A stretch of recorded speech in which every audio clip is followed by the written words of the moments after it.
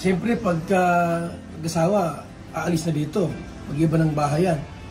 Malulungkot ka niyan. Mapunta na lang po sa...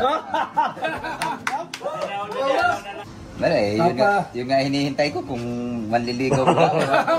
Ano po nalaman mo na sinasaktan ni Papa Ido? Anong gagawin niyo po?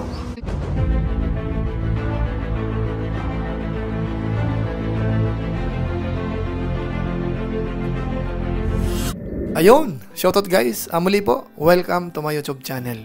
Ito po si Kuya Julay, ang inyong katugang, ang inyong kalingap na muling babati po sa inyo ng magandang araw, magandang gabi. Sang sulok man po tayo ng mundo naroon. At sa araw na ito, meron tayong panibagong vlog. Pag-uusapan ho natin yung patungkol po kay Beyonce at saka po kay Papa Eds. Na kung saan dito ho, ang pinaka-highlight ay yung patungkol po sa sasabihin ng kanyang tatay. Payag nga ba siya na magpakasal po sila ng mas maaga? Kasi alam naman ho natin, ang status ni Papa Eds ay medyo mas matanda kay Beyonce, mga kababayan po natin. Payag kaya siya? Tapos isang bagay pa po dito na pag-alaman ho natin na talagang mahal na mahal ng tatay niya si Beyonce. Na kung saan nabanggit niya po na nakahanda siyang bawiin kung sakasakali pong lolokohin po si Beyonce. Pag-usapan po natin dyan maya-maya ng konti. Pero bago po yun, kunting paalala muna si Kuya Julay. Baka sakaling meron pa po ditong hindi nakasubscribe sa ating YouTube channel, huwag natin kalimutan, Julay Paunil. Tapos pakipindot lang po yung notification bell button para lagi po tayong updated sa aking mga video upload. Tapos meron po tayong Facebook page. Pwede ho naman ho nating i-follow po yan. Pwede pong i-like yung mga upload po natin. At pwedeng i-share. So maraming salamat po sa inyo. At kung okay lang po sa mga viewers natin, pakisuportahan din po yung mga lingap partners na mga kasakasamahan ho natin.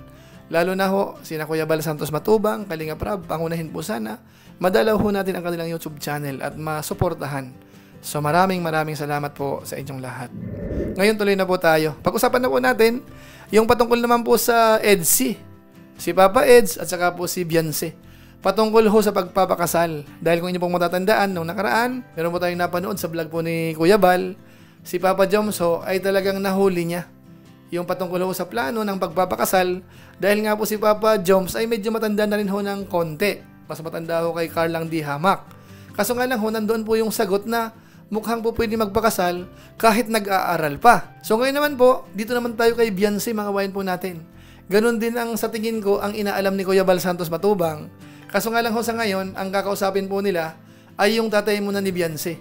So mas maganda ho ito i-share natin. Ano nga ba ang masasabi ng tatay ni Beyonce? Lalo na ho, yung patungkol po sa pagpapakasal. Siguro ho, huwag na po nating patagalin. Pakinggan po natin. Si Papa Ido, nag-aalala. At sila ko pala, maraming gwapo doon. Baka raw palitan si Ido ay. Tama. No? Tama. May classmate na gwapo doon. Yun ang sabi sa akin kung payag daw kayo ay bago mag-20. Di ba nun 20 edad, no? Oo, 20. Ngayon 19 daw, bago din pakasalan na. Nasa kanila po yan. Ano tayo, payag ka? Nasa, ano po yan kay Beyonce. Ay, tama. Ibig sabihin, Wala namang problema sa akin na ano. Oo. Ay, kung doon lang talagang pagmamahalan nila, bakit ba? No? Bakit natin pipigilan yan? Ay sila Hindi naman naman daw piling handa kuya. Ano ba yung pingilan? Oo. Hindi pala naman Kasi- makakapigil sa kanila. Talagang sila nagkagusto. Pero, siyempre pagka nag-asawa, aalis na dito. Mag-iba ng bahayan. Malulungkot ka niyan. Mapunta na lang po sa... Walang problema, wala kang problema yung tatay. Ano? Wala. Hindi mo naman po natin piling pigilan yan. Oo. Hindi sila Ito, madalaw. Pero, pabor ka kay Ido, pabor ka. Wala naman pong Oo. ano kay Ido. So yan mga kalingap, maliwanag ho. Mukhang okay lang ho sa tatay ni Beyonce. Kung sakasakaling magpapakasal, walang problema. Kumbaga ho, nagdidepende lang ho dito sa dalawa. Lalo kay Beyonce kung anong sabihin, parang hindi naman kokontra po yung kanyang tatay. So magandang senyales po yun, mga kabayan po natin. Ngayon ang tanong, magpapakasal kaya sila ng medyo mas maaga-aga? Yung tipong hindi na ho maghihintay ng ilang taon para makatapos pa at saka lang doon magpapakasal? Mukhang may senyales, ano? Kung tatanungin ang tatay, pwedeng-pwede, mga kabayan po natin. Ngayon ang tanong, nanliligaw na nga ba si Papa Eds? Ano mga kabayan natin? Kasi ho sa mga vlog na napapanood natin, sobrang kilig na ho ang napapansin natin, na obserbahan ho natin, talagang nagkakakiligan yung dalawa. Kumbaga ho, mag-assume tayo or kaya iisipin natin na talagang sila na. Kaso nga lang ho, sa pagkakataong ito, mukhang mabubuking ho yata.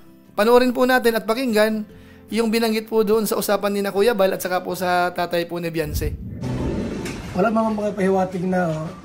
Wala eh, yung nga hinihintay ko kung manliligaw ka. Paido, ano ka ba? Bakla ka ba? Ano? Hindi ko alam kung nanliligaw o ano. Kasi wala naman, ano. Parang puro pag ganyan-ganyan na ano. Hindi ko naman nakikita sa kanya na talagang manliligaw siya. Siyempre nag-aaral pa eh. Oo. Di ba? Alam nga naman na... Sabi ko ako noon, inaano ko kaagad sa magulang, talagang gusto ko anak. Okay lang, hindi ko naman napansin yun. Kung sakali po, dumating sa time na talagang magkaroon ng ganun, ligawan, tapos pamanikan, okay naman sa inyo na pumunta yung magulang ni Papa Eds dito, usapan yung ano? Nasa dalawa po yan, kay Beyonce at kay Eds, kung magkasundo sila sa ano. So ayun po mga kalingap, dito sa napanood po natin, napakinggan natin, parang hindi sigurado ho nung tatay ni Beyonce kung nanliligaw na. Ano po, bagamat siyempre ho may mga bata naman ngayon, mga anak, na hindi ho pinapaalam yon sa magulang. Pero sa opinion po ng tatay ni Beyonce, parang hindi pa nanliligaw. At kung sakasakali ho, yun nga raw po ang hinihintay niya. Ibig sabihin ho, kung ang tatay ho ni Beyonce ang tatanungin, okay lang po sa kanya naligawan si Beyonce ni Papa Eds.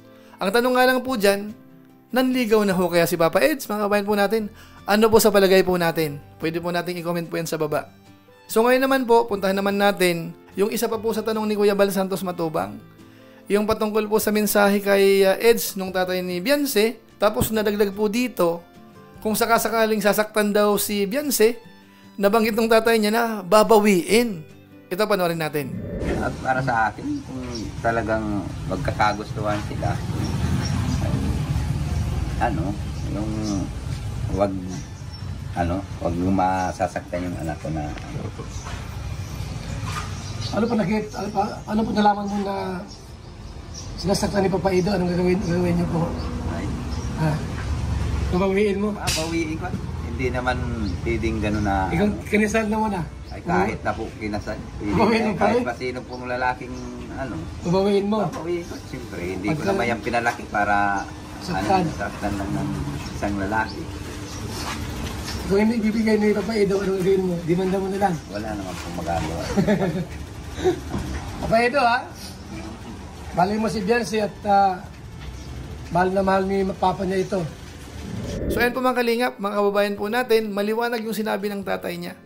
In case na dumating po sa pagkakataon na si Beyonce ho ay sasaktan ng kanya magiging asawa, o sabihin natin si Papa Eds, nakahanda po siyang bawiin, mga kababayan po natin. So ibig sabihin ho, mahal na mahal talaga ni Tatay Biran si Beyonce. At kung atin pong i-analyze, yung sinasabi niya na kung anong gusto ni Beyonce, okay lang sa kanya, parang lumalabas, o kaya sa madaling salita, gusto niya rin po si Papa Eds na maging asawa ho ni Beyonce. Tama ho ba si Kuya July? Mga kabayan po natin sa ating analysis. Ganun po kasimple. Ang kailangan po dito parang hindi siya yung kontra ng kontra, kailangan pumili pa. Talagang binibigyan niya po ng pagkakataon si Beyonce na kung sino ang gusto, walang problema ho sa part niya. Ano po? So yun lang po muna siguro ang ating highlights sa ngayon. Siguro ho mag-aabang tayo. Doon naman po sa mga ibang kakausapin ni Kuya Bal, related po dito. Ano po, natapat lang kasi nawala ho si Beyonce sa pagkakataon na yan. Maganda sana kung natanong din. Dahil sa ngayon ho, kaharap na yung tatay.